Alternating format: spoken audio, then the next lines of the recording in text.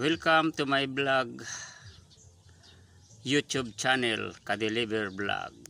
Andito naman po ako, mga kapainanti, kadriver, kamekaniko,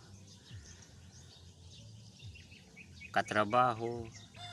Mayroong ipapakita naman po ako sa inyo or mayroong isi-share kung paano malalaman kung ang spark plug ng sasakyan nyo ay sira niya. Ganito lang po ang gagawin nyo. I-start nyo po ang inyong sasakyan. Tapos tatanggalin nyo isa-isa ang kada high tension wire. Pag nagbago ang tunog ng makina, hindi yan sira po ang spark plug.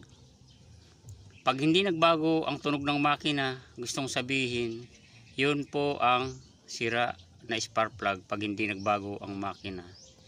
Papakita ko po sa inyo kung paano malaman na sira ang spark plug. Start.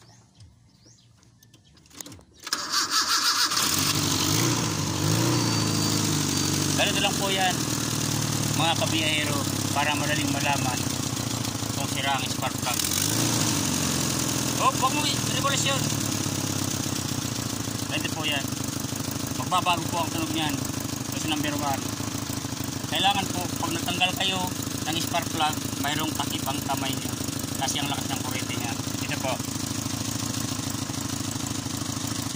Yan po, okay po ang spark plug niya.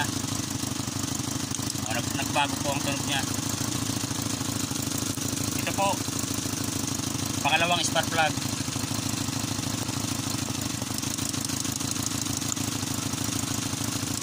Yan po, sira na po yan ng spark plug, hindi siya nagbago ang tunog.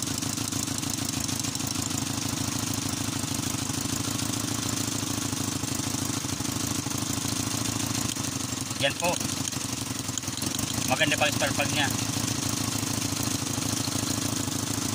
Ito, number 4. Yan po, maganda pa ang spark plug niya. Ang sira pala dito guys, itong number 2. Ayan guys, hindi nagbago ang tunog. Ganyan lang guys, malalaman kung sira ang spark plug nyo. Kailangan pag natanggal ka nyan, mayroon kang ganito, mayroon kang basahan para hindi ka makuryente guys. Ganyan po guys kung paano malaman kung pundido na ang inyong spark plug. Ito po. Like and share na lang po sa aking video mga guys, mga kabiyahero. At kung kayo po ay nagbiyahe at kayo ay nasiraan po, pwede po kayong mag-comment sa akin at tutulungan ko po kayo. Salamat po. Nakit na.